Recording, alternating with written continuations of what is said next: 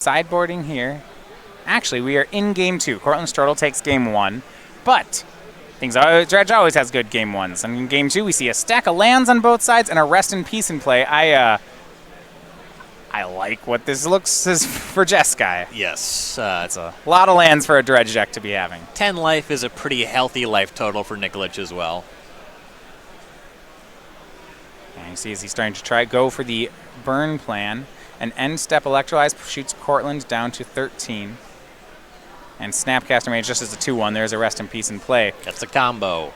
No Colonnades, it looks like, in play for Nikolich, but he'll attack again, now even things up at 10. Yeah, and it's just really not something that he's going to need. He has plenty of time afforded him by that rest in peace. Ooh, pretty significant draw for Courland. We'll see if it resolves, but he has entered explosives for 2. That would deal with the rest in peace. Yeah, we'll see whether or not it gets countered. I expect that the way this is going on, that Nikolich may have a counterspell. And he does. It's Cryptic Command. Simple counter draw will do. Another Snapcaster Mage picked up. Really turn up the heat. Double the clock. Logic Knot. That is... Well, actually, it still works here, right? You just don't delve it at all. Tap a bunch of lands. Depends what you're playing against. And I do like not casting the second Snapcaster Mage because Courland can just pay 5 mana for a Conflagrate. That's nice. Nikolich doesn't want to discard the hand size, so he shoots a bolt upstairs, and Courland's down to 6. Bloodghast is the draw. Nikolich is at 10, so it is a hasty Bloodghast, or it would be if he had 2 black mana sources.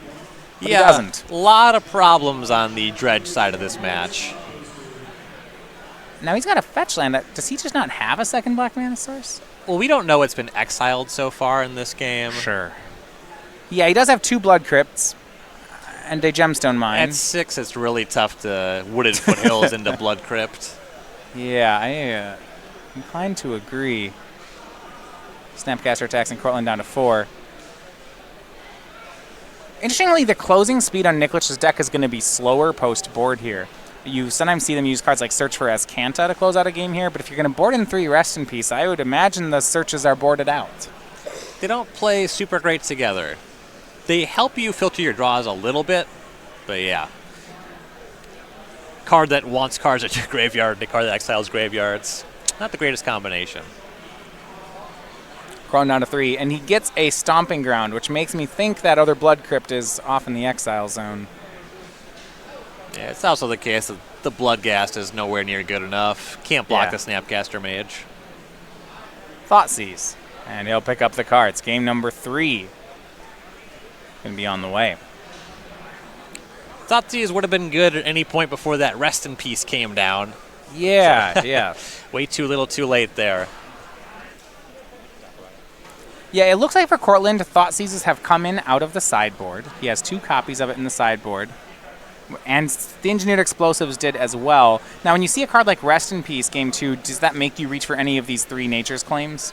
Some amount. He also has 2 Assassin's Trophy, so that one I assume would come in first. There's probably some games where you point that as Celestial Colonnade or something like that, but the flexibility is nice to have. On the play, it's possible that Courland can be faster than a Rest in Peace. Yeah, that's absolutely true. Sometimes you just get online when you have a couple enablers and get to do some dredging before your opponent has access to 2 mana. You can already have some Bloodghast and some Prize Amalgams.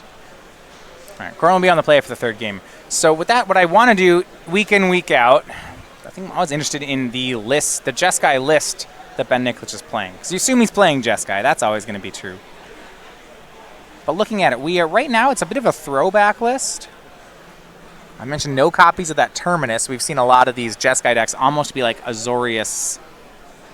They've gotten more Azorius-y, if that makes sense. They've been cutting a lot of their red cards. They've been moving toward Terminus. None of that true this weekend for Nikolich. He's still playing a couple copies of Serum Visions. Instead, no opt. Instead, he has 2 Serum Visions, 1 Remand. This is kind of a classic. I think it's really charming that Nikolich is not playing Terminus, but he is playing 2 Hieroglyphic Illumination. Yeah, that's what I saw that too. It's here. just like, no, this card's just good. Pretty big on curiosity. Up at the top, 1 copy of Secure the Wastes. 3 Teferi, no Jace.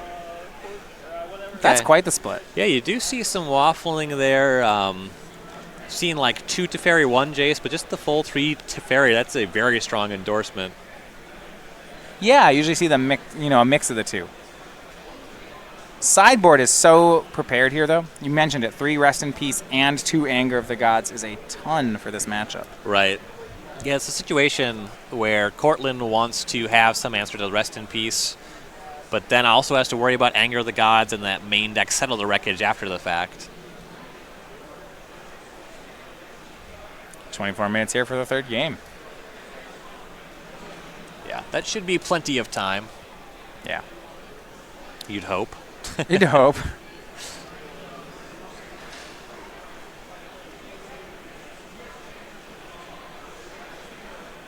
Courland on the play here. Got a Narc Amoeba in hand. He'll still keep. Yeah, as long as you have Discard Outlet, Dredger, if you have a really good setup there, then you don't really care too much about having Answers to Graveyard Hate because you just put the pressure on your opponent to have it and have it on time. Sometimes there's an incentive to try to mulligan and find anti-hate. And here we go. Just lands for the players on the first turn. Colonnade for Nikolich, so no threat of Spell Snare, Spell Pierce. If Courland has a Cathartic Reunion, green light. Yeah. You would never expect a Spell Pierce out of a deck like Jeskai because they're always planning on making the game go along. But Spell Snare is in and out of these Jeskai lists.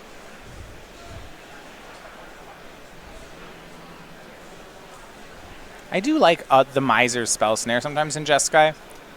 The deck's good at countering up and down the curve, but it's not good at playing 2 spells very much, so just kind of gives you on the draw a little extra game. Right. Courland's turn 2 play, not a Cathartic Reunion. What he will do is Life from the Loam back the 2 fetch lands he's cracked. Yeah, that'll give him a Dredger here. Not the fastest one, but it's a fine start. Right, no turn 2 Rest in Peace there. Just Flooded Strand for Nikolich. A Dredge from Courland. Gets a chill. So Ben down to 17. Mills over a Mountain and an Assassin's Trophy. Given the no turn 2 Rest in Peace, kind of fine. Dredging over the trophy there. So with these loams resolving, it feels like Courland has the freedom to just make land drops this game. I don't know how relevant that is in this matchup. In that, if both players just get to make land drops, Nikolich is fine. Yeah, land drops are kind of whatever. Making sure that he keeps a full hand in case he needs to go for like a big conflict rate. Things like that are good. Bloodghast, go from Courland. Ben taps a Colonnade. Courland reached like it was a Path to Exile, but instead it was just cycling a Hieroglyphic Illumination. Quite a bit weaker. Yeah. I'm looking for the one of Steam Vents. We saw Emma Handy play in... Actually, sorry, Jake Humphreys play in Dredge Round 1. Looks like Courland doesn't have it. So if he wants to natural cast a Prized Amalgam, he's got 1 City of Brass, 1 Gemstone Mine with which to do it. So no real way to fetch it out. Yeah, you see this a lot in Dredge lists. They don't play too many blue sources just because their other colors of mana are actually very important for casting spells. Yeah. So there's a pretty significant cost to put a Steam Vents in your deck. If he keeps dredging the Life from the Loam, he will find City of Brass eventually. It can be awkward. He certainly would have rather cast a Prized Amalgam with 3 mana. Get around to turn 4, and now that Courland attacks, Ben will spend a Path to Exile, still leaving up 2 mana.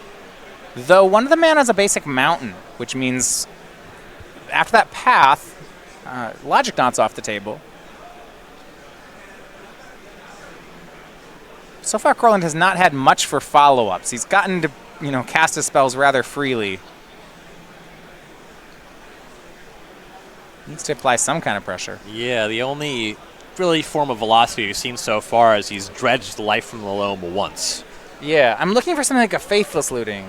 Something to get the graveyard moving. Right. We'll find Stomping Ground tapped. And if you get to a point in the game where Nikolich has Cryptic Command online before you're able to cast a Faithless Looting or Cathartic Reunion, that can really slow you down. Stomping Ground tapped, loam back 3 lands. I think we're going to go over on the hand size here if this resolves. The old discard to hand size dredge. But I don't know that he has additional dredgers to discard. I see Narcomoeba, there's a Conflagrate in hand. Of note, Ryan, so in play we have 5 lands that produce mana, and he has that basic mountain he loamed back. Those are all his fetchable mana producing lands. They're all, we can see them all now. Okay. Not a huge issue.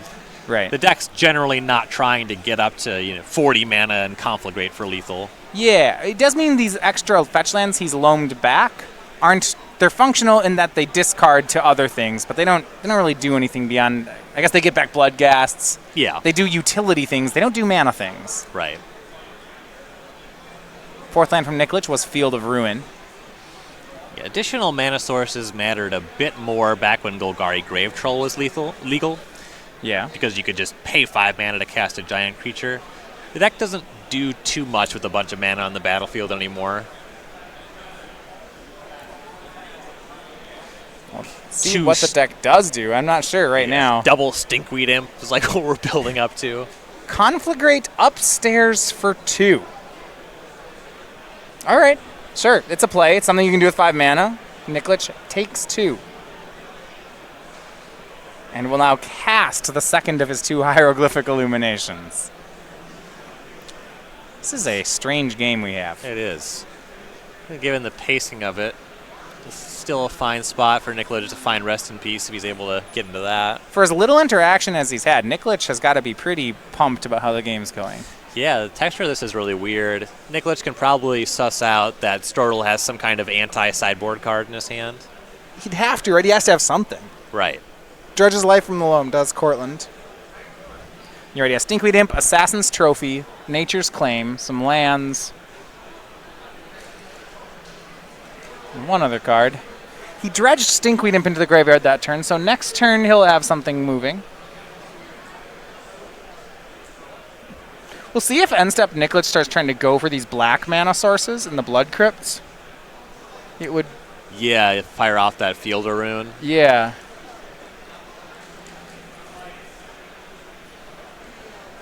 It kind of matters. And are we looking for 2 mountains means he might be looking for a Conflagrate from Courland. How much does he want to go for is the question. Yeah. This looks like a Confla medium to me. That was nice. I haven't heard that one before. you can use it. It's all yours. Right. Yeah, for 4, started Stinkweed Imp, Life from the Loam. He hasn't demonstrated a Faithless Looting yet, though. He can't really do much from here. Nikolich down to 10. And one of the things that Nikolich can just deal with is, like, he has a Lightning Helix in hand, so whatever. Yeah, do 4 damage to me. That's fine. Courland will loam back 3 of those lands he discarded.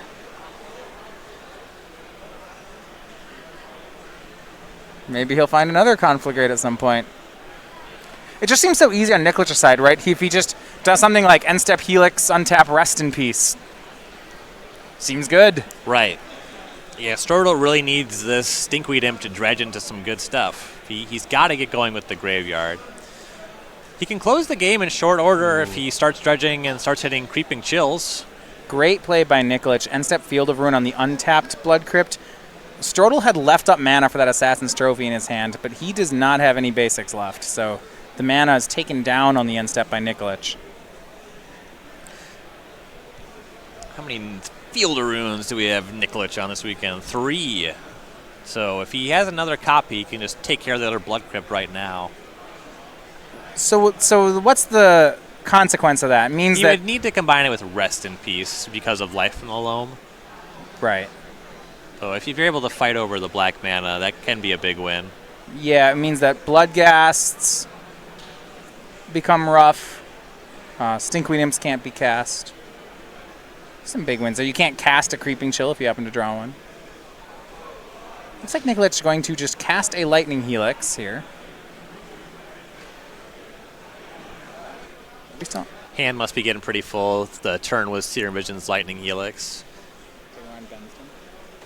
Yeah, it is a main phase Lightning Helix, so maybe wanting to avoid discarding to hand size. Yeah, that's what it seems to be. Yeah, he hasn't made a land drop yet either. That Sacred Foundry on top was from last turn. Looks like players doing some confirmation on life totals. We'll do the same. Right now we have it as 13 and 12.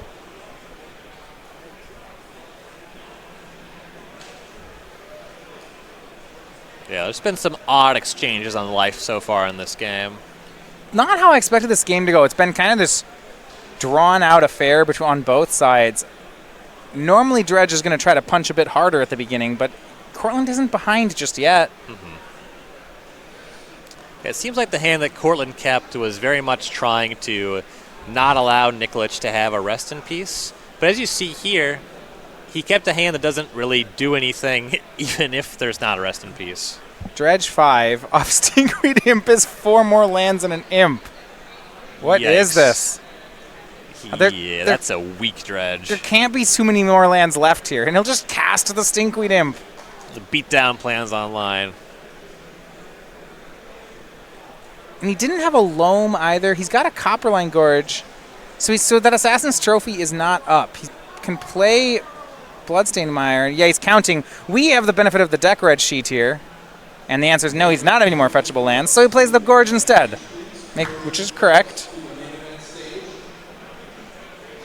I suppose if he wants to play anything. Yeah, I don't know how much mana he's going to need, and just having a card in hand for a potentially larger conflict rate seems like it probably matters more.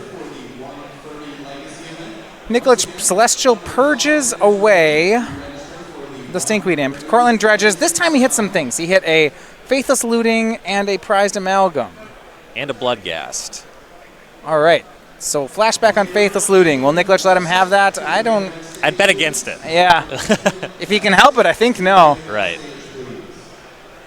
Nikolich needs to find one of those resting pieces, though. Here is Negate. No. No to Faithless Looting. Now, these fetch lands, they don't make mana, but they do bring back Bloodghasts. I believe that Negate was from signature spellbook Benjamin Nikolich. So Bloodghast into play. Nikolich is at 13, though, so no haste. Delayed trigger. Here comes Prized Amalgam, and go. Does Nikolich want to use his second Field of Ruin? We'll see. Seems to be lining that up, or it's something like Electrolyze. Yeah, Field of Ruin it is. And he goes for the other Blood Crypt. So if Strodel does not loam back these Blood Crypts soon, something like a Rest in Peace could really cripple his deck. Right. I guess Rest in Peace always is good here. Yeah, he would need to have Rest in Peace and then still deal with the board, but that's kind of trivial. It's just one Amalgam, one Bloodghast. Right. Yeah, Nikolich even has cards like Anger of the Gods in his sideboard, which would be solid here. But he actually just land pass? I do spot at least a Path to Exile in Nikolich's hand. So he's not too concerned about the battlefield. I like this on Strodel's side. He's going to go get that loam. He milled over a Conflagrate. We're getting to the point where that's relevant.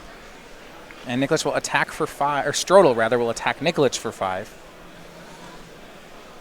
Path to Exile again on the Amalgam. But Bloodghast will come in for 2, Nikolich to 11.